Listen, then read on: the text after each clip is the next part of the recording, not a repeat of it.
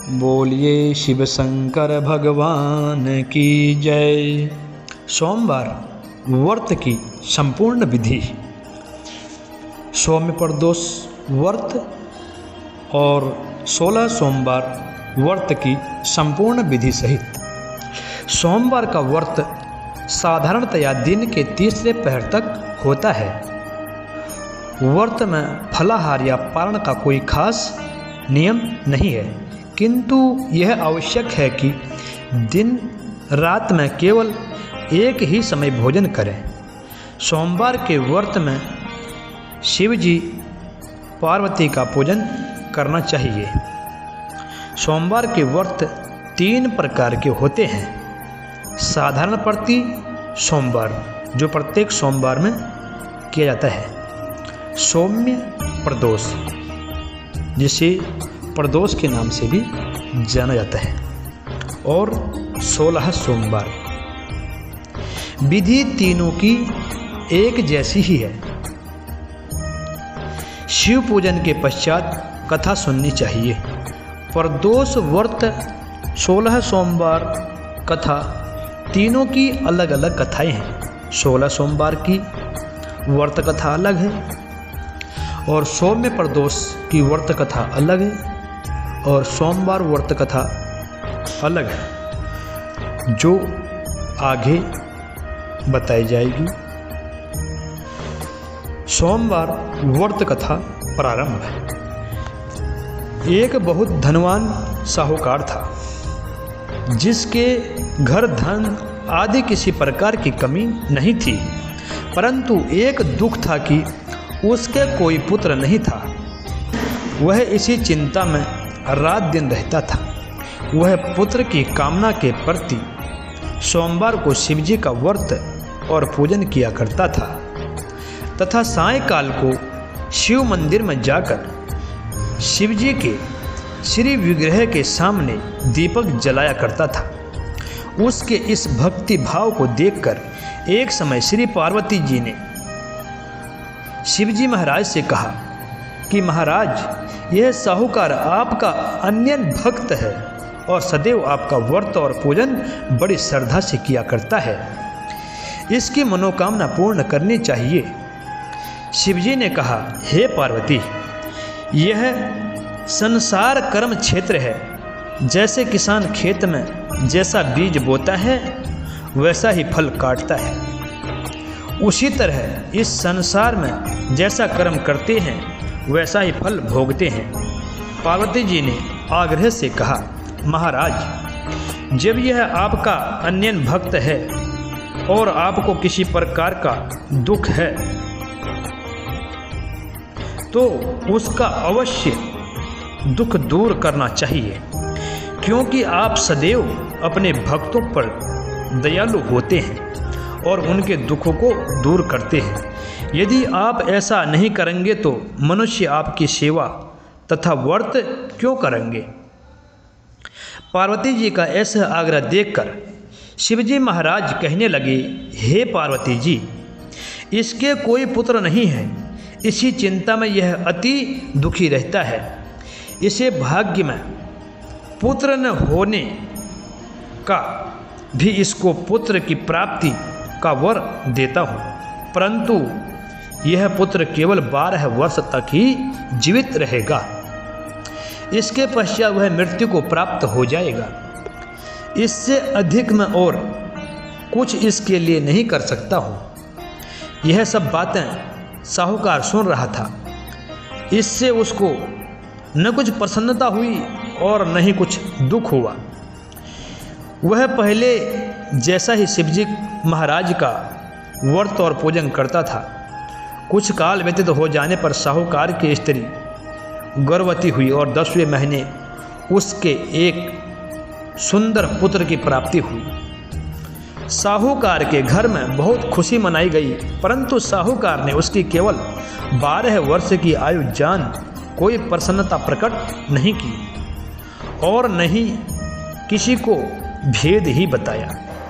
जब वह बालक 11 वर्ष का हो गया तो उस बालक की माता ने उसके पिता से विवाह आदि के लिए कहा तो वह साहूकार कहने लगा कि मैं इसका विवाह नहीं करूँगा। अपने पुत्र को काशी जी पढ़ने के लिए भेजूँगा। फिर साहूकार ने अपने साले अर्थात बालक के मामा को बुला उसको बहुत सा धन देकर कहा, तुम इस बालक को काशी जी पढ़ने के लिए ले जाओ। रास्ते में जिस स्थान पर जाओ यज्ञ करते ब्राह्मणों को भोजन कराते हुए जाओ। वह दोनों मामा भांजे यज्ञ करते और ब्राह्मणों को भोजन कराते जा रहे थे। रास्ते में उनको एक शहर पड़ा। उस शहर में राजा की कन्या का विवाह था और दूसरे राजा का लड़का जो विवाह करने के लिए बारात लेकर आया हुआ था। वह एक आंख से काना था। उसके पिता को इस बात की बड़ी चिंता थी कि कहीं वर को देखकर कन्या के माता पिता विवाह में किसी प्रकार की अड़चन पैदा न कर दें। इस कारण जब उसने अति प्रसन्न सेठ के लड़के को देखा तो मन में विचार किया कि क्यों न दरवाजे के समय इस लड़के से वर का काम चलाया जाए। ऐसा विचार कर वर के पिता ने उस लड़के को वर के कपड़े पहनाकर घोड़ी पर चढ़ा दरवाजे पर ले गए और सब कार्य प्रसन्नता चित्त से पूर्ण हो गया। फिर वर के पिता ने सोचा कि यदि विवाह कार्य भी इसी लड़के से करा दिया जाए तो क्या बुराई है। ऐसा विचार कर लड़के के मामा ने कहा, यदि आप फेरों का और कन्यादान के काम को भी करा दें तो आपकी बड़ी कृपा होगी और मैं बदले में आपको बहुत कुछ धन दे दूंगा। उन्होंने स्वीकार कर लिया और विवाह कार्य की भी बहुत अच्छी तरह से प्रसन्नता हो गई। परंतु जिस समय लड़का जाने लगा तो उसने राजकुमारों की चुंदड़ी के पल्ले पर लिख दिया कि तेरा विवाह तो मेरे साथ हुआ है, परंतु जिस राजकुमार के साथ तुमको भेजेंगे वह एक आंख से काना है और मैं काशी जी पढ़ने जा रहा हूँ। लड़के के जाने के पश्चात उस राजकुमारी ने जब चुंदड़ी पर ऐसा लिखा हुआ पाया तो राजकुमारी के साथ जाने से मना कर दिया और कहा कि यह मेरा पति नहीं है, मेरा विवाह इसके साथ नहीं हुआ है, वह तो काशी जी पढ़ने के लिए गया है। राजकुमारी के माता पिता ने अपनी कन्या को विदा नहीं किया और बारात वापस चली गई। उधर सेठ का लड़का और उसका मामा काशी पहुंच गए। वहां जाकर उन्होंने यज्ञ कराना और लड़के को पढ़ाना शुरू कर दिया। जब लड़के की आयु 12 साल की हो गई उस दिन उन्होंने यज्ञ रचा रखा था कि लड़के ने अपने मामा से कहा, मामा जी आज मेरी तबीयत कुछ ठीक नहीं है। मामा ने कहा, अंदर जाकर सो जाओ। और लड़का अंदर जाके सो गया और थोड़ी देर में उसके प्राण निकल गए। जब उसके मामा ने अंदर जाकर देखा तो वह मुर्दा पड़ा हुआ है तो उसको बड़ा दुख हुआ और उसने सोचा कि अगर मैं अभी रोना पीटना मचा दूंगा तो यज्ञ का कार्य अधूरा रह जाएगा। अतः उसने जल्दी से यज्ञ का कार्य समाप्त कर ब्राह्मणों के जाने के बाद रोना पीटना आरंभ किया। संयोग बस उसी समय शिव पार्वती उधर से जा रहे थे। जब उन्होंने जोर जोर से रोने की आवाज़ सुनी तो पार्वती जी कहने लगी, महाराज कोई दुखिया रो रहा है, इसके कष्ट को दूर कीजिए। जब शिव पार्वती जी के पास जाकर देखा तो वहाँ एक लड़का मुर्दा पड़ा हुआ था। पार्वती जी कहने लगी, महाराज यह तो उसी सेठ का लड़का है जो आपके वरदान से हुआ था। शिवजी कहने लगे, हे पार्वती इसकी आयु इतनी ही थी सो भोग चुका है। तब पार्वती जी ने कहा, हे महाराज इस बालक को और आयु दो, नहीं तो इसके माता पिता तड़प तड़प के मर जाएंगे। पार्वती जी के बार बार आग्रह करने पर शिवजी ने उसको वरदान दिया और शिवजी महाराज की कृपा से लड़का जीवित हो गया। शिव पार्वती जी कैलाश को चले गए। तब वह लड़का और मामा उसी प्रकार यज्ञ करते तथा ब्राह्मणों को भोजन कराते अपने घर की ओर चल पड़े। रास्ते में वे उसी शहर में आए जहां उसका विवाह हुआ था। वहाँ पर आकर उन्होंने यज्ञ आरंभ कर दिया तो उस लड़के के ससुर ने उसको पहचान लिया और अपने महल में ले जाकर उसकी बड़ी खातिरदारी के साथ बहुत दास दासियों सहित आदर पूर्वक लड़के और जमाई को विदा किया।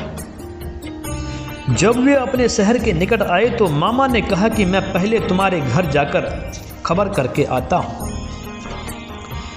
जब उस लड़के का मामा घर पहुंचा तो लड़के के माता पिता घर की छत पर बैठे थे और यह प्रण कर रखा था कि यदि हमारा पुत्र सकुशल लौट आया तो हम राजी खुशी नीचे आ जाएंगे, नहीं तो छत से गिरकर अपने प्राण को खो देंगे। इतने में उस लड़के के मामा ने आकर यह समाचार दिया कि आपका पुत्र आ गया है, तो उनको विश्वास नहीं आया।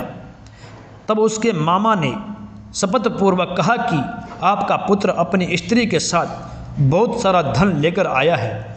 तो सेठ ने आनंद के साथ उनका स्वागत किया और बड़ी प्रसन्नता के साथ रहने लगा। इसी प्रकार जो कोई भी सोमवार के व्रत को धारण करता है अथवा इस कथा को पढ़ता है या सुनाता है या सुनता है, उसकी समस्त मनोकामनाएं पूरी होती हैं। अथ सौम्य प्रदोष व्रत कथा प्रारंभ। पूर्व काल में एक ब्राह्मणी अपने पति की मृत्यु के पश्चात निराधार होकर भिक्षा मांगने लग गई। वह प्रातः होते ही अपने पुत्र को साथ लेकर बाहर निकल जाती और संध्या होने पर घर वापस लौटती थी। एक समय उसको विदर्भ देश का राजा राजकुमार मिला, जिसके पिता को शत्रुओं ने मारकर राज्य से बाहर निकाल दिया था। इस कारण वह मारा मारा फिरता था। ब्राह्मणी उसे अपने साथ घर ले गई और उसका पालन पोषण करने लगी। एक दिन उन दोनों बालकों ने वन में खेलते खेलते गंधर्व कन्याओं को देखा। ब्राह्मण का बालक तो अपने घर आ गया, परंतु राजकुमार साथ नहीं आया, क्योंकि वह अंशुमती नाम की गंधर्व कन्या से बातें करने लगा। तथा दूसरे दिन वह फिर अपने घर से आया। वहाँ पर अंशुमती अपने माता पिता के साथ बैठी थी। उधर ब्राह्मणी ऋषियों की आज्ञा से प्रदोष का व्रत करती थी। कुछ दिन अंशुमती के माता पिता ने राजकुमार से कहा कि तुम विदर्भ देश के राजकुमार धर्मगुप्त हो, हम श्री शंकर जी की आज्ञा से अपनी पुत्री अंशुमती का विवाह तुम्हारे साथ कर देते हैं। फिर राजकुमार का विवाह अंशुमती के साथ हो गया। बाद में राजकुमार ने गंधर्व राज की सेना की सहायता से विदर्भ देश पर अधिकार कर लिया और ब्राह्मणों के पुत्र को अपना मंत्री बना लिया। यथार्थ में यह सब ब्राह्मणी के प्रदोष व्रत करने का फल था। बस उसी समय से यह प्रदोष व्रत संसार में प्रतिष्ठित हुआ। अथ 16 सोमवार व्रत कथा। मृत्युलोक में विवाह करने की इच्छा करके एक समय श्री भूतनाथ महादेव जी माता पार्वती जी के साथ पधारे। वहाँ वे भ्रमण करते करते विदर्भ देशांतर्गत अमरावती नाम की अति रमणीक नगरी में पहुँचे। अमरावती नगरी अमरापुरी के सदृश सब प्रकार से सुखों से परिपूर्ण थी। उसमें वहाँ के महाराज का बनाया हुआ अति रमणीक शिवजी का मंदिर था। उसमें भगवान शंकर भगवती पार्वती जी के साथ निवास करने लगे। एक समय माता पार्वती ने प्राणपति को प्रसन्न देख के मनोविनाद करने की इच्छा से बोली, हे महाराज, आप तो हम दोनों चौसर खेलेंगे। शिवजी ने प्राण प्रिया की बात मान ली और चौसर खेलने लगे।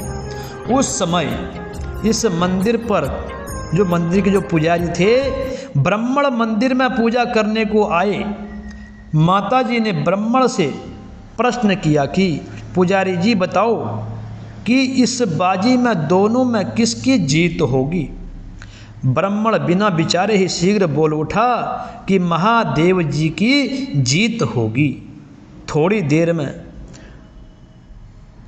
बाजी समाप्त हो गई और पार्वती जी की विजय हुई। अब तो पार्वती जी ब्राह्मण को झूठ बोलने के अपराध के कारण श्राप देने को उद्यत हुई। तब महादेव जी ने पार्वती जी को बहुत समझाया, परंतु उन्होंने ब्राह्मण को कोढ़ी होने का श्राप दे दिया। कुछ समय बाद पार्वती जी के श्राप वेश पुजारी जी के शरीर में कोढ़ पैदा हो गया। इस प्रकार पुजारी जी अनेक प्रकार से दुखी रहने लगा। इस तरह के कष्ट भोगते हुए जब बहुत दिन हो गए तो देवलोक की अप्सराएं शिवजी की पूजा करने उसी मंदिर में पधारी और पुजारी जी के कष्ट को देख बड़े दया भाव से उससे रोगी होने का कारण पूछने लगी। पुजारी जी ने निसंकोच सब बातें उनसे कह दी। वे अप्सराएं बोली, हे पुजारी जी, अब तुम अधिक दुखी मत होना, भगवान शिवजी तुम्हारे कष्टों को दूर जरूर कर देंगे। तुम सब बातों में श्रेष्ठ षोडश सोमवार का व्रत भक्ति भाव से करो। तब पुजारी अप्सराओं से हाथ जोड़कर विनम्र भाव से षोडश सोमवार व्रत की विधि पूछने लगे। अप्सराएं बोली कि जिस दिन सोमवार हो उस दिन भक्ति के साथ व्रत करें, स्वच्छ वस्त्र पहनें और आधा सेर गेहूं का आटा लें, उसके 3 अंगा बनावें, घी, गुड़, दीप, नैवेद्य और पोंगी फल, बेलपत्र, जनेऊ का जोड़ा, चंदन, अक्षत, पुष्प आदि के साथ प्रदोष काल में भगवान शंकर का विधि पूर्वक पूजन करें। तत्पश्चात अंगों में से एक शिवजी को अर्पण करें, बाकी 2 शिवजी का प्रसाद समझकर उपस्थित जनों में बांट देना चाहिए। आप भी प्रसाद पावें। इस विधि से 16 सोमवार व्रत करें। तत्पश्चात 17वें सोमवार के दिन पाव सेर पवित्र गेहूं के आटे की बाटी बनावें। तद अनुसार घी और गुड़ मिलाकर चूरमा बनाएं और शिवजी को भोग लगाकर उपस्थित भक्तों में बांटें। पीछे आप सकुटुंब प्रसाद लें तो भगवान शिवजी की कृपा से उसके मनोरथ पूर्ण हो जाते हैं। ऐसा कहकर अप्सराएं स्वर्ग को चली गई। ब्राह्मण ने यथा विधि षोडश सोमवार का व्रत किया और भगवान शिवजी की कृपा से रोग मुक्त होकर आनंद से रहने लगा। कुछ दिन बाद फिर शिवजी और पार्वती जी उसी मंदिर में पधारे। तब ब्राह्मण को निरोगी देखकर पार्वती ने ब्राह्मण से रोग मुक्त होने का कारण पूछा तो ब्राह्मण ने 16 सोमवार व्रत कथा कह सुनाई। तब तो पार्वती जी अति प्रसन्न होकर ब्राह्मण से व्रत की विधि पूछकर व्रत करने को तैयार हुई। व्रत करने के बाद उनकी मनोकामना पूर्ण हुई तथा उनके रूठे पुत्र स्वामी कार्तिकेय जी को अपने विचार परिवर्तन का रहस्य जानने की इच्छा हुई और माता से बोले, हे पार्वती जी, आपने ऐसा कौन सा उपाय किया जिससे मेरा मन आपकी ओर आकर्षित हुआ। तब पार्वती जी ने कही वही षोडश सोमवार व्रत कथा उनको सुनाई। स्वामी कार्तिकेय जी बोले कि इस व्रत को मैं भी करूँगा, क्योंकि प्रिय मित्र ब्राह्मण दुखी दिल से परदेश गया है, हमें उससे मिलने की बहुत इच्छा है।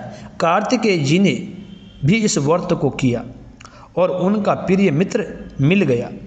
मित्र ने इस आकस्मिक मिलन का भेद कार्तिकेय जी से पूछा तो वे बोले, हे मित्र, हमने तुम्हारे मिलने की इच्छा करके 16 सोमवार का व्रत किया था। अब तो ब्राह्मण मित्र को भी अपने विवाह की बड़ी चिंता हुई। कार्तिकेय जी से इस विधि पूछकर यथा विधि व्रत किया। व्रत के प्रभाव से जब किसी कार्यवश विदेश गया तो वहाँ के राजा की लड़की का स्वयंवर था। राजा ने प्रण किया कि जिस राजकुमार के गले में सब प्रकार श्रृंगारित हथिनी माला डालेगी, मैं उसी के साथ प्यारी पुत्री का विवाह कर दूंगा। शिवजी की कृपा से ब्राह्मण भी स्वयंवर देखने की इच्छा से राजसभा में एक सेठ एक ओर बैठ गई और नियत समय पर हथिनी आई और उसने जयमाला उस ब्राह्मण के गले में डाल दी। राजा की प्रतिज्ञा के अनुसार बड़ी धूमधाम से कन्या का विवाह उस ब्राह्मण के साथ कर दिया। और ब्राह्मण को बहुत सा धन और सम्मान देकर संतुष्ट किया। ब्राह्मण सुंदर राजकन्या पाकर सुख से जीवन व्यतीत करने लगा। एक दिन राजकन्या ने अपने पति से प्रश्न किया, हे प्राणनाथ, आपने ऐसा कौन सा भारी पुण्य किया जिसके प्रभाव से हथिनी ने सब राजकुमारों को छोड़कर आपको ही वर्ण किया? ब्राह्मण बोला, हे प्राणप्रिय, मैंने अपने मित्र कार्तिकेय जी के कथना अनुसार 16 सोमवार का व्रत किया था, जिसके प्रभाव से मुझे तुम जैसी रूपवान लक्ष्मी की प्राप्ति हुई है। व्रत की महिमा को सुनकर राजकन्या को बड़ा आश्चर्य हुआ और वह भी पुत्र की कामना करके व्रत करने लगी। शिवजी की दया से उसके गर्भ से एक अति सुंदर सुशील धर्मात्मा और विद्वान पुत्र उत्पन्न हुआ। माता पिता दोनों उस देव पुत्र को पाकर अति प्रसन्न हुए और उसका लालन पालन भली प्रकार से करने लगी। जब पुत्र समझदार हुआ तो एक दिन उसने अपनी माता से प्रश्न किया कि माँ, तूने कौन सा तप किया जो मेरे जैसा पुत्र तेरे गर्भ से उत्पन्न हुआ? माता ने पुत्र का प्रबल मनोरथ जान के अपने किए हुए 16 सोमवार व्रत को विधि के सहित पुत्र के सम्मुख प्रकट किया और पुत्र ने ऐसे सरल व्रत को सब तरह से मनोरथ पूर्ण करने वाला सुना तो वह भी इस व्रत को राज्याधिकार पाने की इच्छा से हर सोमवार को यथा विधि व्रत करने लगा। उसी समय एक देश के वृद्ध राजा के दूतों ने आकर उसकी एक राजकन्या के लिए वर्ण किया। राजा ने अपनी पुत्री का विवाह ऐसे सर्वगुण संपन्न ब्राह्मण युवक के साथ करके बड़ा सुख प्राप्त किया। वृद्ध राजा के दिवंगत हो जाने पर यही ब्राह्मण बालक गद्दी पर बैठाया गया, क्योंकि दिवंगत भूप के कोई पुत्र नहीं था। राज्य का अधिकार होकर वह ब्राह्मण पुत्र अपने 16 सोमवार के व्रत को करता रहा। जब 17वां सोमवार आया तो विप्र के पुत्र ने अपनी प्रियतमा से सब पूजन सामग्री लेकर शिवालय में चलने के लिए कहा, परंतु प्रियतमा ने उसकी आज्ञा की परवाह न की। दास दासियों द्वारा सब सामग्रियां शिवालय भिजवा दी और आप नहीं गई। जब राजा ने शिवजी का पूजन समाप्त किया तो तब एक आकाशवाणी राजा के प्रति हुई। राजा ने सुना कि हे राजा, अपनी इस रानी को राजमहल से निकाल दे, नहीं तो तेरा सर्वनाश कर देगी। वाणी को सुनकर राजा के आश्चर्य का ठिकाना नहीं रहा और तत्काल ही मंत्रणा गृह में आकर अपने सभासदों को बुलाकर पूछने लगा कि हे मंत्रियों, मुझे आज शिवजी की वाणी हुई है कि राजा तू अपनी इस रानी को निकाल दे, नहीं तो तेरा सर्वनाश कर देगी। मंत्री आदि सब बड़े विस्मय और दुख में डूब गए, क्योंकि जिस कन्या के साथ राज मिला है राजा उसी को निकालने की जाल रच रहा है, यह कैसे हो सकेगा। अंत में राजा ने उसे अपने यहाँ से निकाल दिया। रानी दुखी हृदय से भाग्य को कोसती हुई नगर के बाहर हुई।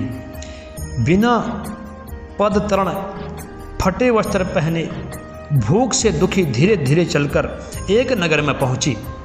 वहां एक बुढ़िया सूत काटकर बेचने को जाती थी। रानी की करुणा दशा देखकर बोली, चल तो मेरा सूत बिकवा दे, मैं वृद्ध हूँ, भाव नहीं जानती हूँ। ऐसी बात बुढ़िया की सुन रानी ने बुढ़िया के सर से सूत की गठरी उतारी और अपने सर पर रख ली। और थोड़ी देर बाद आंधी आई और बुढ़िया का सूत पोटले के सहित उड़ गया। बेचारी बुढ़िया पछताती रह गई और रानी को अपने साथ से दूर रहने को कह दिया।